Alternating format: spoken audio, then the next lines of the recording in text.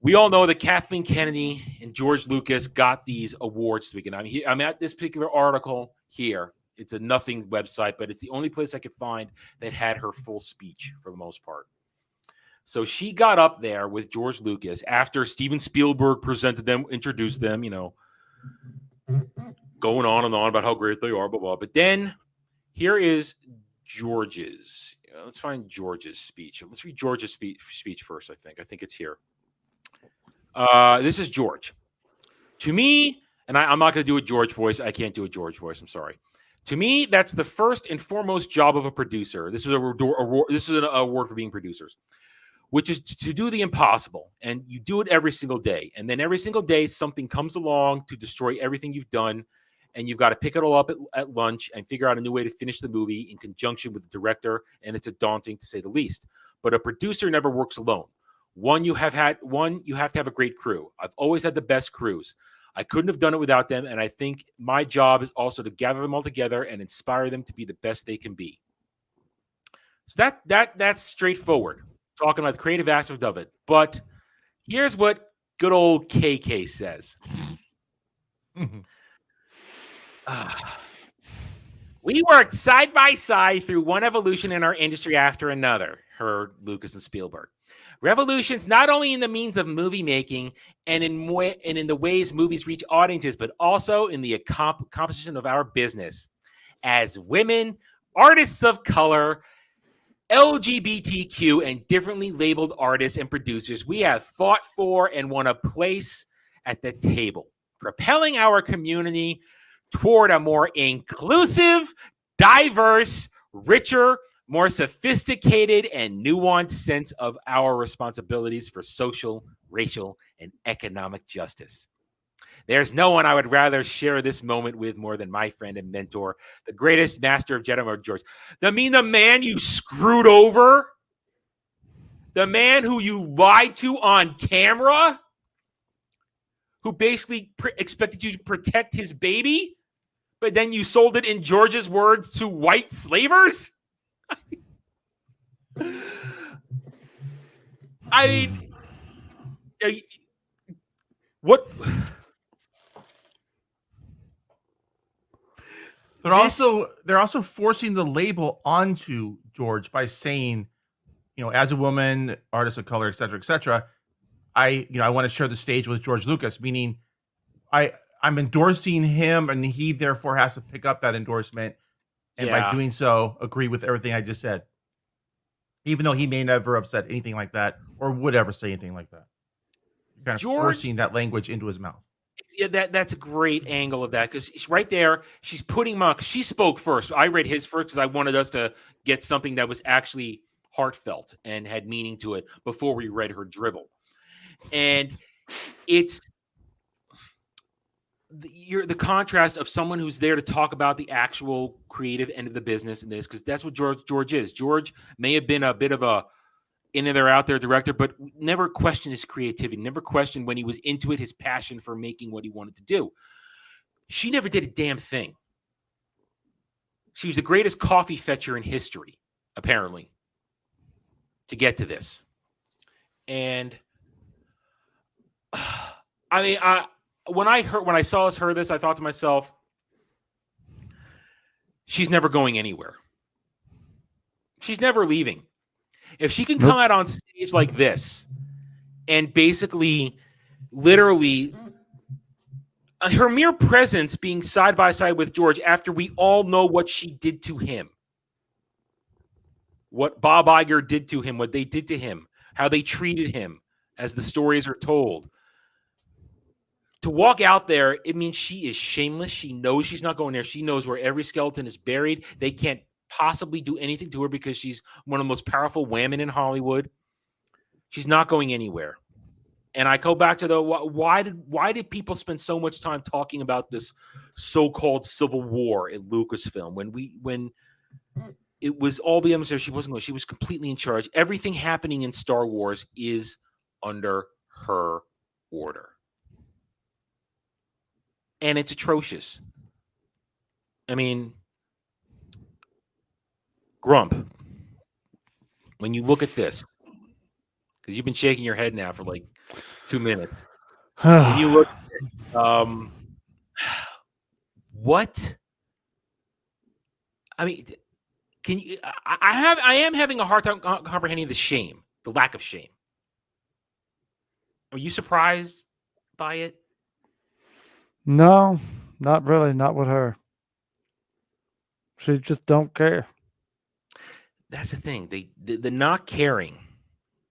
I mean, Mike, do you think she's ever cared about anything in her career except for amassing her power? Yeah, I was gonna say, except for her agenda, no. No. I mean, look at Indiana Jones. What's about to happen to that? Granted, Indiana Jones ended Last Crusade. Anybody with a brain knows that. I think but I think of it a lot like trying to.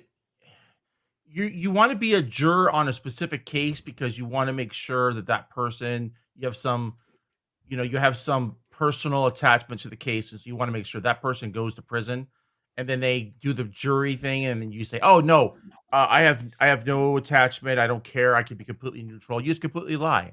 I think someone like Kathleen Kennedy is there because she tricked people into believing that she would do the right thing, run the company correct, make the stories correct, be true to the source material, and then once she was in power, she just rubs her hands together, cackles, and says, "Great, now I get to do what I want." Grump, quickly find the original interview where they were doing the handover from her and Lucas. See if you can find that real quick. I'd love to play that Alrighty. right now in contrast to this, because that completely makes Mike's point right there. That she pretended to be something else. I mean, let's be honest. In 2012, none of us. I mean, I was never a hardcore behind the scenes nerd. I don't know who did what. I was just into the content, not the people creating the content all the time. I didn't know who she was. I had Neither no did idea. I had no idea who she was. So when they put her out there, of course, I was against the sale to Disney completely always. Oh, I wasn't, because back then I was actually a Disney supporter. I thought they would have the money to crank out one of my favorite IPs and they were saying they were going to do multiple movies every year. I was super excited. And I was afraid because I thought there's no way they're going to give me my EU. And then lo and behold, within a year, EU in the dumpster. And then I knew, nope, that's it. That's it. They're never going to give me what I want. You had a roadmap.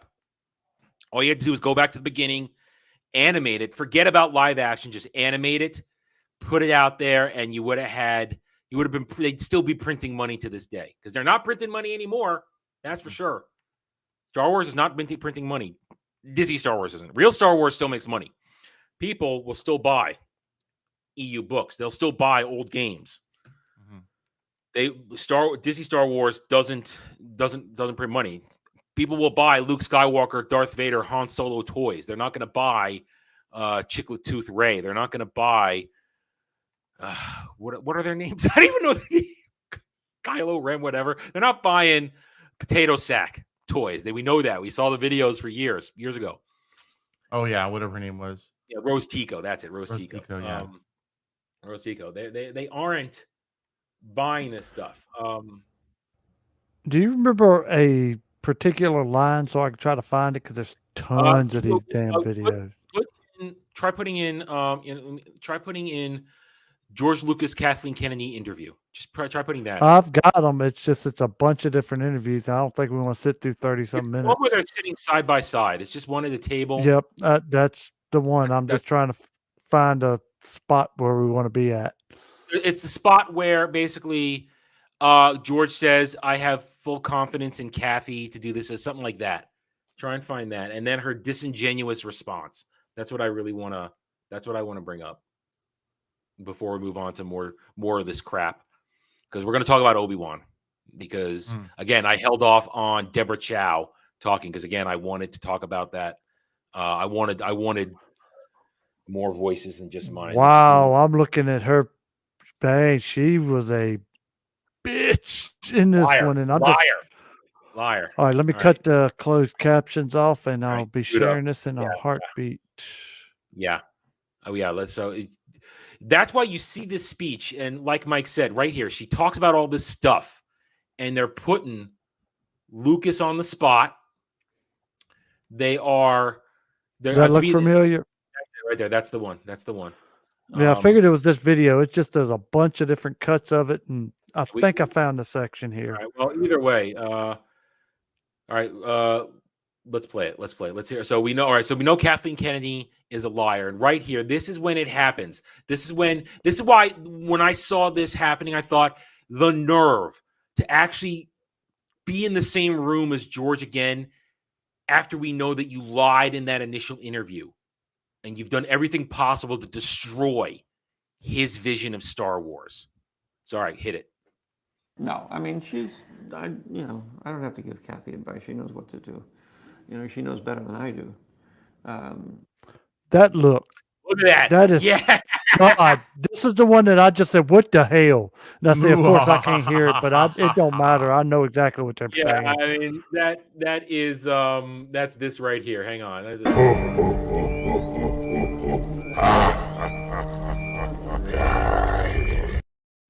Yeah, this is why I wanted my extra screen on, because I could have added sound effects to this, but I ain't got enough screens to put my damn soundboard on. Exactly what was going to happen. She didn't give a shit. All right, keep going. So, I mean, that's the best part about this, is it's not somebody who I have to explain anything to. I mean, I've worked with Kathy for so many years. I mean, it is, well, at least like 30. Lie. I mean, George, I think George Lucas, he may be, again, in certain things out of touch, but that's genuine on him right there. That comes across as genuine to me. He believed she was his friend, the perfect caretaker for his legacy. Yes. He believed it right there because he was tired of it. And this is he has thrown his bitch fit. He didn't like it that we were complaining about the edits he was making to the original trilogy, which was our right to complain. And that's why I didn't buy the original trilogy on Blu-ray, why I still have my DVD copies, which are perfectly fine. And he was tired of it. And he thought, okay, this is my good friend. She's made me the best coffee for 30 years. I'm sure she's going to, she knows it. She's pretending. Well, she's been pretending. I'm her friend. She's going to be faithful to me. Yeah. And to my. She has been my loyal bootlicker for so long that I have drunk the Kool-Aid that she is something she's not. All right, let's go. 5 years, and in close producing together, just working together, and as friends, and it's a great relationship, and it's just such a perfect fit because she actually has all the qualities that are necessary to run a company like this. That make it great. All right, now see if you can find her response to that. See if you can find her response to that. But it's just, that's killed my own. Damn it. Bring mine back up. Right there, though, that was a man who believed that his child was about to be taken care of in a new foster home. Foster parents come in.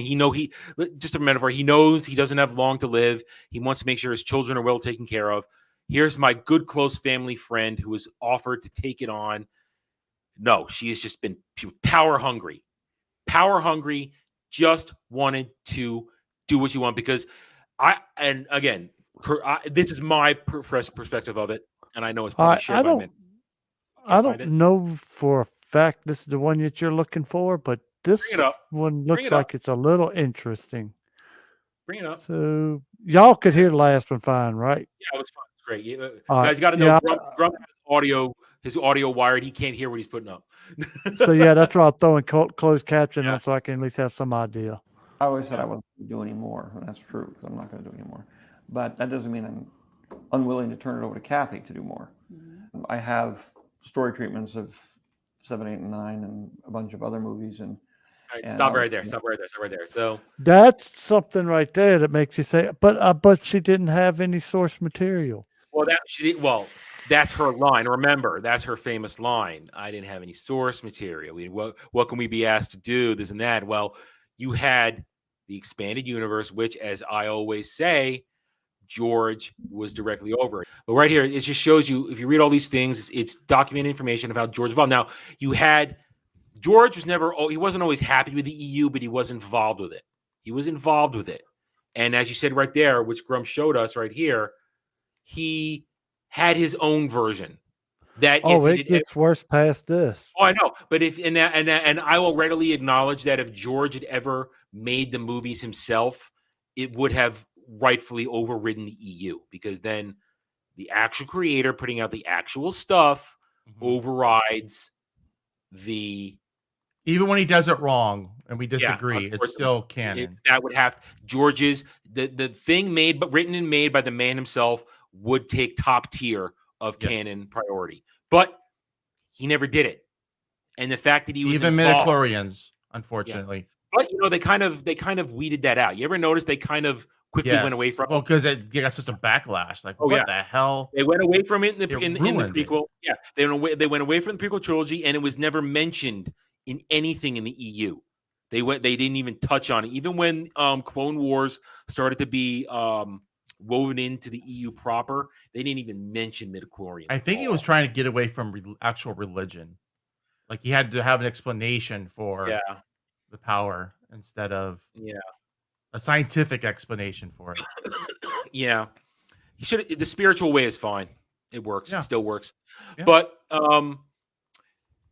But he never did his own movies. He never did anything else. But the fact that he was directly involved with the EU, he had ultimate veto on everything, and it was exercised on many almost yearly. He said, "No, you can't do that. No, that's starting to happen. No, change this." He did it. He used his veto power on a regular basis, and the EU became what it was because he was directly involved with it. So that's why anybody that says the EU is just fan fiction, it's not real Star Wars, I say to you, you didn't do your research. Well, speaking of fan fiction, what I really liked about George Lucas is he was very supportive of the community that did fan fiction and fan fiction movies. Mm-hmm. I was a member of the Force.net. I probably still have an account on there somewhere, but we used to play around with making fan films and using Adobe After Effects and all these different software to do lightsaber battles and all that. And it was a lot of fun. And he supported it. No takedowns, no original Lucasfilm was in full support of the fans being fans and lovingly playing with it all. And no one ever said that stuff is canon. That was just fan appreciation, and he loved it, I think. And he loved it and appreciated it. I think so too. But Disney doesn't appreciate it because they have to have everything so rigidly controlled. All right, keep going, Grump. I want to hear what Kathleen says. Books and comics and hundreds everything you of could possibly imagine. So, I sort of moved that treasure trove of stories and various things to Kathy, and I have complete confidence that she's going to. And she promptly threw it all in the garbage. Promptly said, "We need to focus on our own timeline, our own canon, and we don't want people to be confused about it. We want people to be able to understand what's going on. Nobody understands what's going on in your effed up Disney Star Wars canon, you loony bitch." Hi, Dragon Lady. Welcome back. I'm back. Nobody gets it. So, all right. So now, all right, go. Let's hear from the mouth of the dragon herself. I'm doing this so that the films will have a longer life. This is what I wanted right here. Fans and people can enjoy them into the future. It's a very big universe I've created, and there's a lot of stories that are sitting in there. The main thing is to protect these characters. Make sure that they still. You bitch!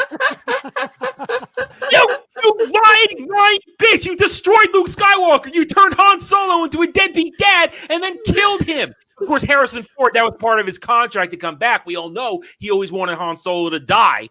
That was the only reason he ever came back. But you lying bitch, you turned Lando Calrissian into a robot effer. You turned Leia into nothing. You completely gutted Leia's character and turned her into a nothing. All she could have Vice Admiral gender studies and her purple hair for her Holdo maneuver. You lying bitch!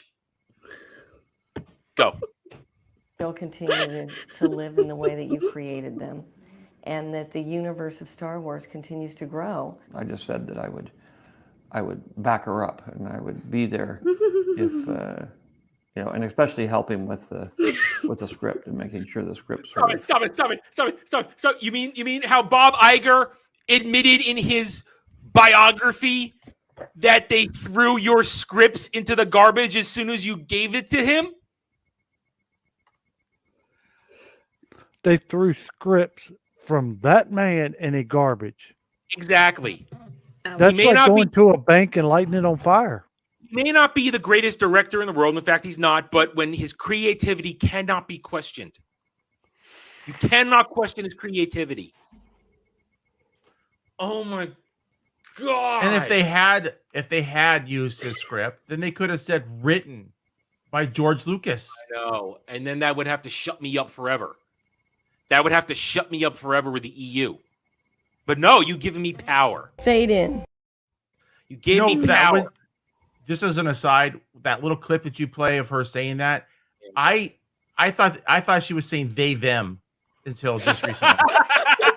I was like, why does he keep, I don't understand the context. They them. Why does he? But then now the goddess is fade in. It all makes sense now. It clicked. Fade in. Yep. Sounds like she's saying they them. I swear. Well, you know that's the goddess's favorite word ever. Fade in. Yep. Howdy, y'all. The first chapter of my fantasy novel, Guardian of Innocence, is now available for free. Click the link in the description below and join me in an old-school good versus evil story where Cole Larys, a disillusioned mercenary, suddenly finds himself dropped into the middle of a destiny he never asked for as the protector of Jania Sarai, a blacksmith's daughter who may hold the answers to finally stopping a millennia-old threat to the world of Rosetta. Cole's perceptions of love, family, trust, loyalty, as well as his very beliefs in fate versus free will shall be tested as he struggles to keep Jania safe from the minions of the dreaded Zabor Tal, former champion of the gods and now ruler of the long-forgotten Yis Empire. Click the link below, enjoy the first chapter, subscribe to my YouTube channel, and help it grow so that I can bring you the full story in the near future. Thank you, and enjoy the video. Thanks for watching, everyone.